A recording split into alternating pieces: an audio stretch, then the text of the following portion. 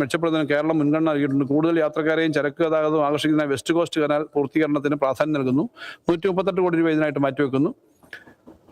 ജലഗതാഗത വ്യവസ്ഥനായി 33.11 കോടി രൂപയും ഷിപ്പിംഗ് ആൻഡ് ഇൻലാൻഡ് കോർപ്പറേഷന് വേണ്ടി 9.76 കോടി രൂപയും കോസ്റ്റൽ ഷിപ്പിങ്ങിന് 95.27 കോടി രൂപയും മാറ്റിവെക്കുന്നു. ജലഗതാഗതത്തിന്റെ പുതിയ സുരക്ഷാ മാനദണ്ഡങ്ങൾ പാലിക്കുന്നതിനും ഇന്ധനക്ഷമതയുള്ള പുതിയ വെസലുകൾ വാങ്ങുന്നതിനും 28.11 കോടി രൂപ മാറ്റിവെക്കുന്നു.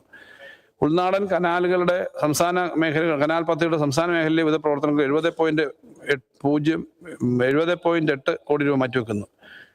ഫീഡർ കനാലുകളുടെ വികസനത്തിന് 23 കോടി രൂപയും തീരദേശ ഷിപ്പിംഗ് ആൻഡ് ഇൻലാൻഡ് വികസനം 95.27 കോടി രൂപയും മാറ്റിവെക്കുന്നു. സർ, മറ്റ് ഗതാഗത സർവീസുകൾ.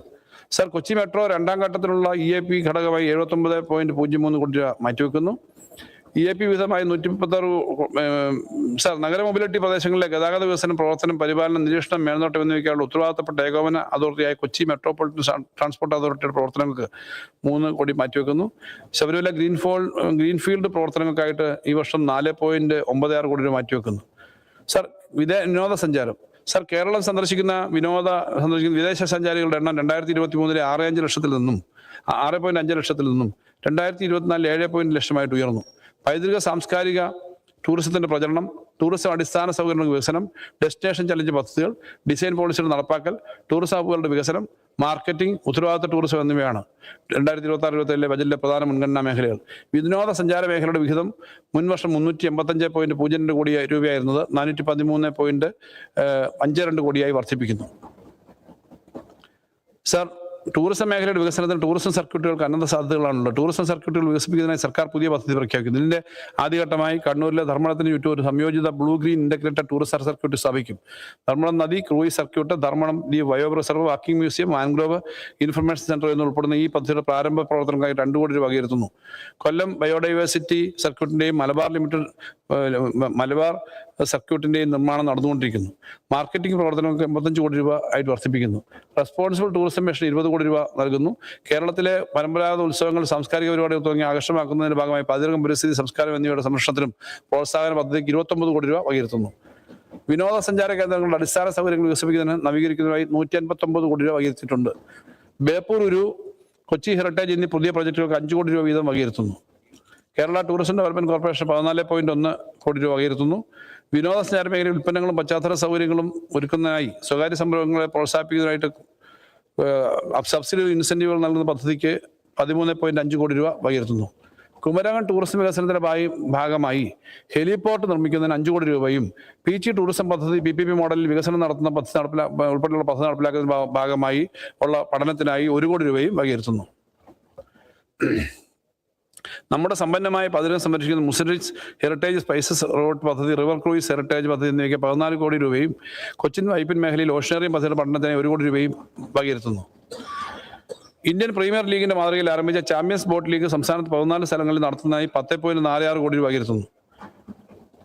കൊല്ലം ജില്ലയുടെ ടൂറിസം വികസിപ്പിക്കുന്നതിനും അറബിക്കടലിലൂടെ ആഗോള ടൂറിസം ശൃംഖലയുമായി ബന്ധിപ്പിക്കുന്നതിനും കൊല്ലത്തൊരു മറീന നിർമ്മിക്കാൻ ആരംഭിച്ച പദ്ധതിയുടെ തുടർ പ്രവർത്തനങ്ങൾക്കായി 6 കോടി രൂപയും അഷ്ടമുടി കായലിന് ചുറ്റും സൈക്കിൾ ട്രാക്ക് വികസിപ്പിക്കാൻ 10 കോടി രൂപയും മൺട്രോത്തുരത്തിലെ ടൂറിസം വികസനത്തിനായി 5 കോടി രൂപയും കൊല്ലം ഏഷ്യത്തിന് ഇപ്പോൾ പ്രവർത്തിച്ചുകൊണ്ടിരിക്കുന്നതിന് 10 കോടി രൂപയും വകയിരുത്തുന്നു. സർ, തീർത്ഥാടന ടൂറിസം. 447 വർഷം പഴക്കമുള്ള കോട്ടയം ചെറിയപള്ളി മരിയൻ തീർത്ഥാടന കേന്ദ്രമാണ്. കോട്ടയം ചെറിയപള്ളിയെ തീർത്ഥാടന ടൂറിസം പദ്ധതിയിൽ ഉൾപ്പെടുത്തി സൗകര്യങ്ങൾ വികസിപ്പിക്കുന്നതിന് 2 കോടി രൂപ വകയിരുത്തുന്നു. കട്ടപ്പന കല്യാണത്തുണ്ട് പദ്ധതിയെ ടൂറിസം ഹബ്ബാക്കി മാറ്റുന്ന അഞ്ചുരുളി ടൂറിസം വികസനത്തിന് ആവശ്യമായ പണം അനുവദിക്കുന്നു. സർ, മങ്ങാട്ടുപാറ സോഫ്റ്റ് അഡ്വഞ്ചർ ടൂറിസം പദ്ധതിക്ക് വേണ്ടിയിട്ട് അതിന്റെ പ്രവർത്തനങ്ങൾ നടത്താനായിട്ട് 1 കോടി രൂപ മാറ്റിവെക്കുന്നു പ്രാഥമിക പ്രവർത്തനങ്ങളായിട്ട്. സർ, ശാസ്ത്ര സേവനങ്ങളും ഗവേഷണവും. സുശക്തമായ ഒരു ശാസ്ത്ര സാങ്കേതിക മേഖല വാർത്തെടുക്കാനുള്ള പദ്ധതികളാണ് കഴിഞ്ഞ 5 വർഷമായി സംസ്ഥാന സർക്കാർ നടപ്പാക്കി വരുന്നത്. ഈ മേഖലയ്ക്കുള്ള ആകെ വിഹിതം 228.83 കോടിയിൽ നിന്നും 260.78 കോടി രൂപയായി വർദ്ധിപ്പിക്കുന്നു. സർ, കേരളത്തിന്റെ ശക്തമായ വിദ്യാഭ്യാസ അടിത്തറ, വൈവിധ്യമാർന്ന ജൈവവൈവിധ്യം, പരിസ്ഥിതി സംരക്ഷണത്തിലുള്ള പ്രതിബദ്ധത എന്നിവ പ്രയോജനപ്പെടുത്തി സുസ്ഥിര വികസനത്തിനുള്ള ഒരു സ്ഥാപനം ഇൻസ്റ്റിറ്റ്യൂട്ട് ഫോർ സസ്റ്റൈനബിൾ ഡെവലപ്മെന്റ് എന്ന പേരിൽ കണ്ണൂരിൽ സ്ഥാപിക്കാൻ ഉദ്ദേശിക്കുന്നു. ഇതിന്റെ പ്രാരംഭ പ്രവർത്തനങ്ങൾക്കായിട്ട് 2.5 കോടി രൂപ മാറ്റിവെക്കുന്നു. ശാസ്ത്ര സാങ്കേതിക മേഖലയിലെ പ്രവർത്തനങ്ങൾക്കായിട്ട് 102.78 കോടി രൂപ മാറ്റിവെക്കുന്നു. ഇൻസ്റ്റിറ്റ്യൂട്ട് ഓഫ് അഡ്വാൻസ് വൈറോളജിക്ക് 60 കോടി രൂപയായി വർദ്ധിപ്പിക്കുന്നു. ക്യാൻസർ സെന്ററിന്റെ പ്രവർത്തനങ്ങൾക്ക് പുലിയനാർകോട്ടയിലെ പുതിയ ക്യാമ്പസ് ഉൾപ്പെടെ ഉള്ള പ്രവർത്തനത്തിന് 90 കോടി രൂപ വകയിരുത്തുന്നു. സ്കൂൾ ഓഫ് മാത്തമാറ്റിക്സിന് 8 കോടി രൂപ. ശ്രീചിത്ര ഇൻസ്റ്റിറ്റ്യൂട്ടുമായി സഹകരിച്ച് വാണിജ്യാടിസ്ഥാനത്തിൽ ആരോഗ്യ ഉൽപ്പന്നങ്ങൾ നിർമ്മിക്കുന്നതിനുള്ള പദ്ധതി രൂപീകരിക്കുന്നതിനായി 20 കോടി രൂപ വകയിരുത്തുന്നു. സർ, വൈവിധ്യ ബോർഡിന് 13 കോടി രൂപയും മലിനീകരണ നിയന്ത്രണ ബോർഡിന് 3 കോടി രൂപയും institute of climate change adaptation മിഷന് 1 കോടി രൂപയും ജൈവവൈവിധ്യ സംരക്ഷണ പ്രവർത്തനങ്ങൾ 13 കോടി രൂപയും മാറ്റിവെക്കുന്നു.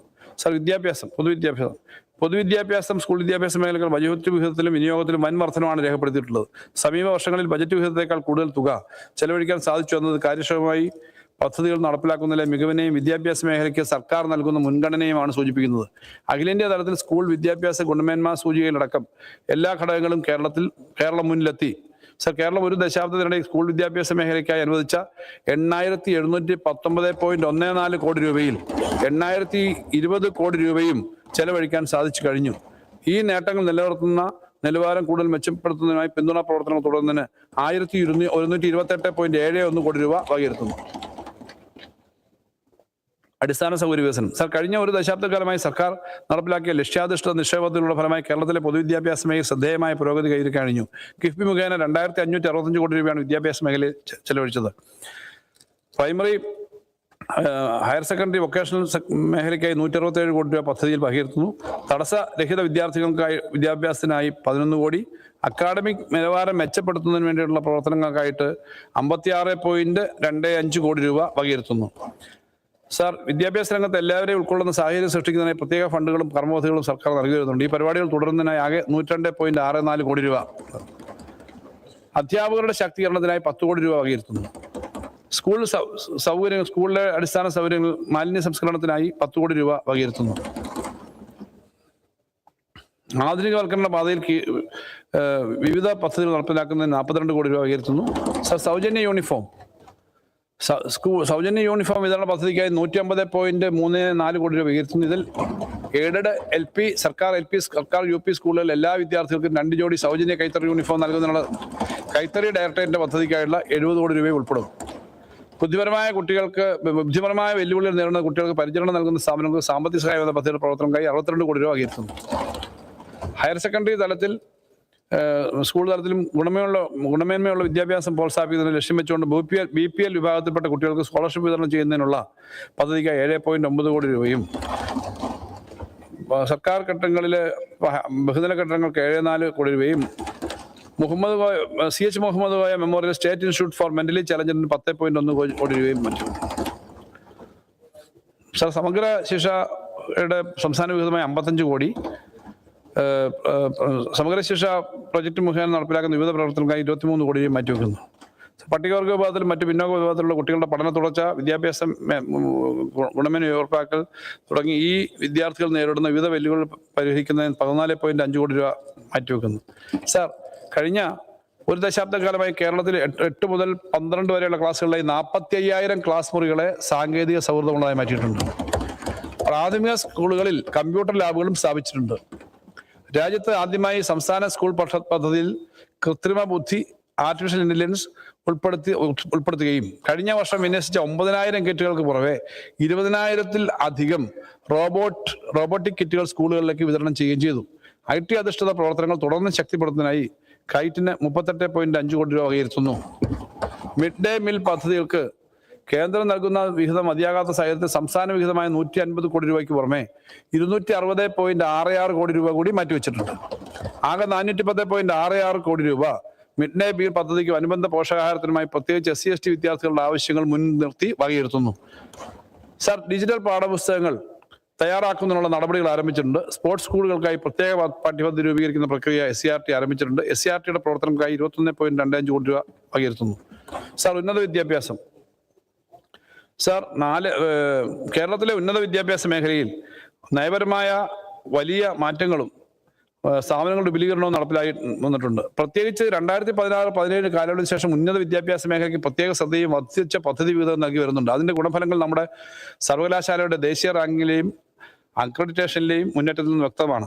സർവകലാശാല ഭരണത്തെ കലുഷിതമാക്കാനുള്ള ശ്രമങ്ങൾക്കിടയിലും ഉന്നത വിദ്യാഭ്യാസ രംഗത്തെ സംരക്ഷിക്കാൻ നമുക്ക് കഴിയുന്നുണ്ട്. ഉന്നത വിദ്യാഭ്യാസ കമ്മീഷൻ ശുപാർശകൾ നടപ്പിലാക്കുന്നതിനും 4 വർഷ ബിരുദ കോഴ്സുകൾ പ്രാവർത്തികമാക്കുന്നതിനും 851.46 കോടി രൂപ നീക്കിവെക്കുന്നു. ഇത് മുൻവർഷത്തേക്കാൾ 8.67% അധികമാണ്. സാർ, ദേശീയ തലത്തിലുള്ള NIRF റാങ്കിങ്ങിൽ കേരളത്തിലെ ഉന്നത വിദ്യാഭ്യാസ സ്ഥാപനങ്ങൾ മികച്ച പ്രകടനം തുടരുന്നു. രാജ്യത്തെ മികച്ച 100 കോളേജുകളിൽ 18 എണ്ണം കേരളത്തിൽ നിന്നുള്ളവയാണ്. സർവകലാശാല വിഭാഗത്തിൽ കേരള, മഹാത്മാഗാന്ധി, കുസാറ്റ് എന്നീ സർവകലാശാലകൾ ആദ്യ 50 സ്ഥാനങ്ങളിൽ ഇടം പിടിച്ചു. കേരള സർവകലാശാല NAC A++ ഗ്രേഡ് കരസ്ഥമാക്കി. സംസ്ഥാനത്ത് ഏറ്റവും ഉയർന്ന പോയിന്റ് നേടിയ സർവകലാശാലയായി. NIRF 2025 സംസ്ഥാന പൊതു സർവകലാശാലയിൽ 5ാം സ്ഥാനവും സർവകലാശാല യോഗത്തിൽ 21ാം സ്ഥാനവും നേടി. സാർ, ഉന്നത വിദ്യാഭ്യാസ വകുപ്പിന് കീഴിലുള്ള സർവകലാശാലകളുടെ പ്രവർത്തനങ്ങൾക്കായിട്ട് 259.09 കോടി രൂപ വകയിരുത്തുന്നു. സാർ, ലൈബ്രറിയന്മാരുടെ പ്രതിമാസ അലവൻസ് കുറെ കാലമായി പരിഷ്കരിച്ചിട്ടില്ല. അതുകൊണ്ട് ലൈബ്രറി കൗൺസിലുമായി ബന്ധപ്പെട്ട ലൈബ്രറിയന്മാരുടെ പ്രതിമാസ അലവൻസിൽ 1000 രൂപയുടെ വർധനവ് വരുത്തുന്നു. സാർ, പത്രപ്രവർത്തകരുടെ പെൻഷൻ നേരത്തെ വർദ്ധിപ്പിച്ചതിന് ശേഷം ഇപ്പോൾ വീണ്ടും 1500 രൂപ വെച്ച് വർദ്ധിപ്പിക്കാൻ തീരുമാനിക്കുന്നു. അതോടുകൂടി 13000 രൂപ ആ പെൻഷനായി വർദ്ധിക്കും പത്രപ്രവർത്തക പെൻഷൻ. പൊതു ഹോസ്റ്റൽ സൗകര്യങ്ങളും സ്കോളർഷിപ്പുകളും. സാർ, താമസ സൗകര്യമില്ലാത്തതിനാൽ ഒരു വിദ്യാർത്ഥിക്ക് ഉന്നത വിദ്യാഭ്യാസം നിഷേധിക്കപ്പെടരുത് എന്ന ലക്ഷ്യത്തോടുകൂടി പൊതു ഹോസ്റ്റൽ പദ്ധതി ആരംഭിക്കും. ആദ്യഘട്ടത്തിൽ എറണാകുളം, തൃശ്ശൂർ, കോഴിക്കോട് ജില്ലകളിലാണ് ഇത് നടപ്പിലാക്കുന്നത്. പ്രാരംഭഘട്ട പ്രവർത്തനങ്ങൾക്കായി 10 കോടി രൂപ വകയിരുത്തുന്നു. സാർ, വിവിധ ഫെലോഷിപ്പുകൾ ഒക്കെ ഉൾപ്പെടുത്തുന്നതിനകത്ത് സർവകലാശാലയിലും ഉന്നത വിദ്യാഭ്യാസത്തിൽ രജിസ്റ്റർ ചെയ്തിട്ടുള്ള മുഴുവൻ സമയ PhD ഗവേഷകർക്ക് മറ്റ് ഫെലോഷിപ്പുകൾ കിട്ടാത്തവർക്ക് പ്രതിമാസം 15000 രൂപ നിരക്കിൽ ഫെലോഷിപ്പ് നൽകും. ഇതൊരു പുതിയ പദ്ധതിയാണ്. ഇത് ഗവേഷണ മേഖലയെ പ്രോത്സാഹിപ്പിക്കുന്നതിനുള്ള വലിയ പദ്ധതിയാണ്. ഇതിന്റെ ഭാഗമായിട്ട് സ്കോളർഷിപ്പ് ഫെലോഷിപ്പ് പദ്ധതിക്കായിട്ട് 38.76 കോടി രൂപ വകയിരുത്തുന്നു. സാങ്കേതിക വിദ്യാഭ്യാസവും ഗവേഷണവും 295 കോടി ഈ മേഖലയ്ക്കായി മാറ്റിവെക്കുന്നു. IHRDക്കായി 40 കോടിയും ട്രസ്റ്റ് പാർക്കിനായി 4 കോടിയും LBSന് 9.58 കോടി രൂപയും സർക്കാർ പോളിടെക്നിക്കുകൾക്ക് 49 കോടി രൂപയും ടെക്നിക്കൽ ഹൈസ്കൂളുകൾക്ക് 11.5 കോടി രൂപയും മാറ്റിവെക്കുന്നു. സാർ, ഉന്നത വിദ്യാഭ്യാസ പരിഷ്കരണ റിപ്പോർട്ടുകൾ നടപ്പിലാക്കുന്നതിന്റെ ഭാഗമായി 10 മികവിന്റെ കേന്ദ്രങ്ങൾ വിഭാവനം ചെയ്തിട്ടുണ്ട്. Centres of excellence. ഇവയിൽ 5 എണ്ണം സംസ്ഥാനത്ത് പ്രവർത്തനം ആരംഭിച്ചു കഴിഞ്ഞു. പ്രസ്തുത പ്രവർത്തനങ്ങൾക്കായി 12 കോടി വകയിരുത്തുന്നു.